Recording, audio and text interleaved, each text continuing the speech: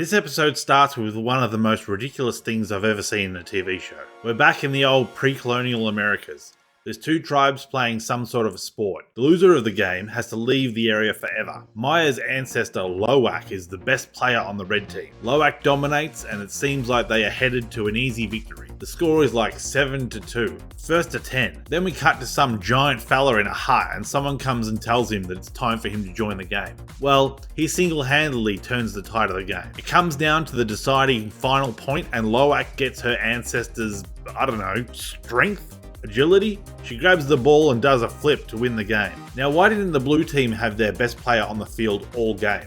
They would have dominated them. I also noticed a lot of very chunky natives, both in terms of muscular ones and fat ones. I'm unsure if that would have been possible with the nutrition and the energy expenditure of the time period. There's also what looks to be a white guy in the crowd for no reason. Anyway, back to present day. Poor old Biscuits brings Maya some food, and she's asking him about his car. It's his grandma's, so he can't go off-roading, and the steering wheel's on the wrong side? Is it an Australian ute? Oh, it's a postal vehicle. Maya wants him to go get some more stuff and hands him a wad of cash. She's such a bitch. Graham Greene is back as Scully, Maya's grandfather and the local Indian wares and pawn shop owner. He's trying to sell some trinket to some white tourists and gets a pretty good Indian chant going. Buy the damn thing, buy the damn thing.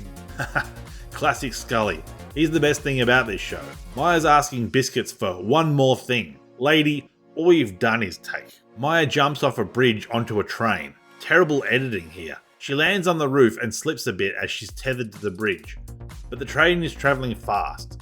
You can see the background whizzing by. But Biscuits runs over to the other side of the bridge and she's just emerging from the far side. Maya somehow clings to the underside of the train while avoiding armed guards and cuts a hole in the shipping container. Then she tampers with a crate that seems to contain explosives from the look of the logo on it. Meanwhile, Biscuits is following the train and follows it off-road after the rail and the road diverge. Maya gets her artificial leg stuck in the coupling between the carriages. This is when the power of her ancestors is called forth. She gets super strength and pushes the carriages apart.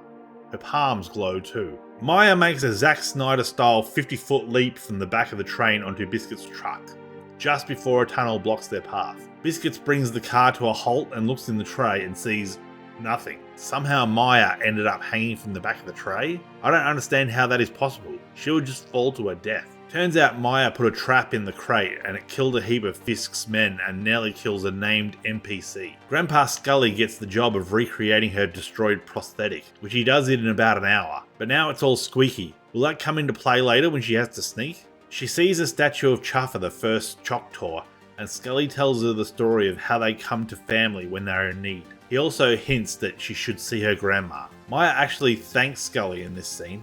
Twice. Of course, thanking a person twice doesn't make up for roping her cousin into a crime, or getting her uncle in trouble with Kingpin. Nor does it excuse blowing up a warehouse full of workers, but I'll take what I can get at this point. Poor old Biscuits is selling his brand new PlayStation 4 to get money for his grandma's truck repairs. $100 is all he needs. Bonnie is a paramedic, so she has a CB radio and asks him what happened to grandma's truck. He says that him, Billy Jack and Maya are all fine. Now he's given away that Maya is in town to Bonnie. Henry talks to Maya and tells her that she's going to bring chaos to their town. Maya just says that she says when it starts and when it stops.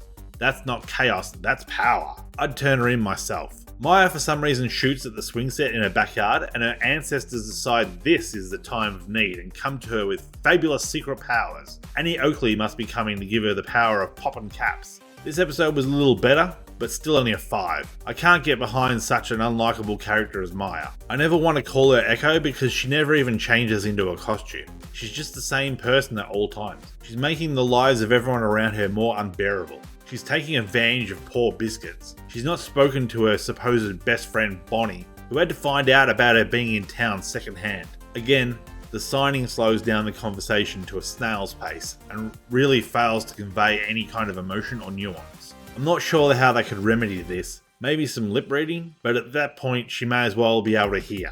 Thanks for watching. If you like what you saw, please consider subscribing. I release reviews occasionally when time allows, and a thumbs up would be a big motivator for further reviews. If you didn't like it, feel free to leave a thumbs down and let me know how I can improve in the comments below. Anyway, I'm Mixie, thanks for your time, and have a good one.